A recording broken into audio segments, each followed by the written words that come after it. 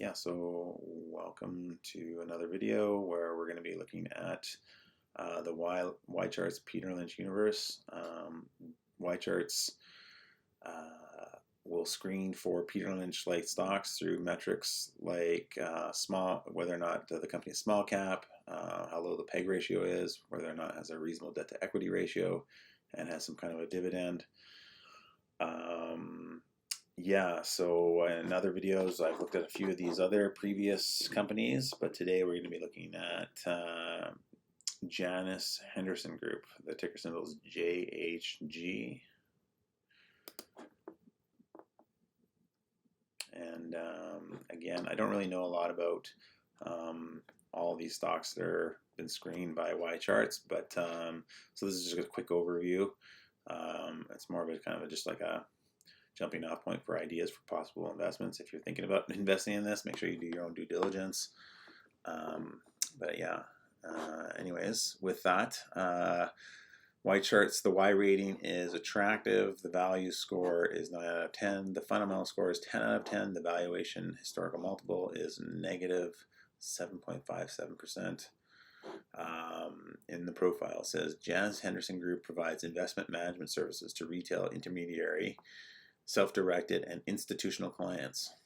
At the end of September 22, active equities, fixed income, multi-asset, and alternative investment platforms constitute the company's US $275 billion in assets under management. Janus Henderson sources 59% of its managed assets from clients in North America, with customers from Europe, the Middle East, Africa, and Latin America making up 30%, and the Asia Pacific region 11%, accounting for the remainder. Headquartered in London, JHG is dual listed on the New York Stock Exchange and the Australian Stock Exchange. So the sector's in financial services, industries, asset management.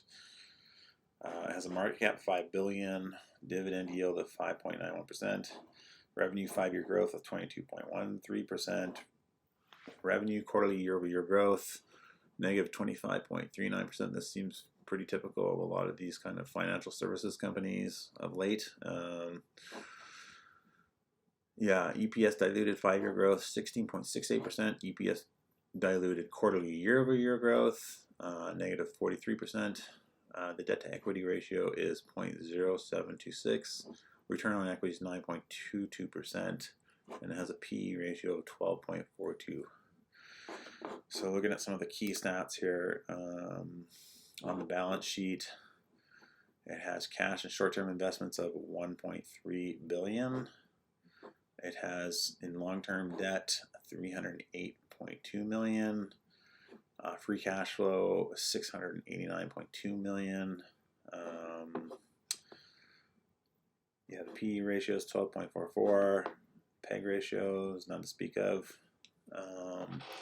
Shares outstanding 165.7 million. Has there been any buying back shares at all? Modestly, yes. This long-term debt has it been increasing? Not really. The free cash flow increasing, decreasing slightly.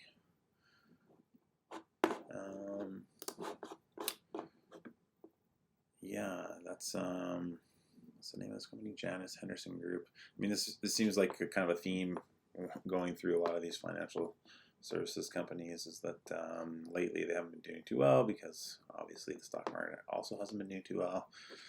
So yeah, you've seen a lot of their kind of earnings per shares and their revenues kind of in the decline mode.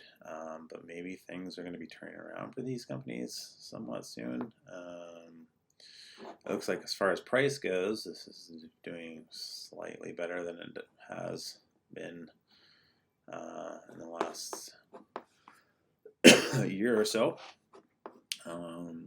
But yeah, that's a really quick overview of Janus Henderson Group.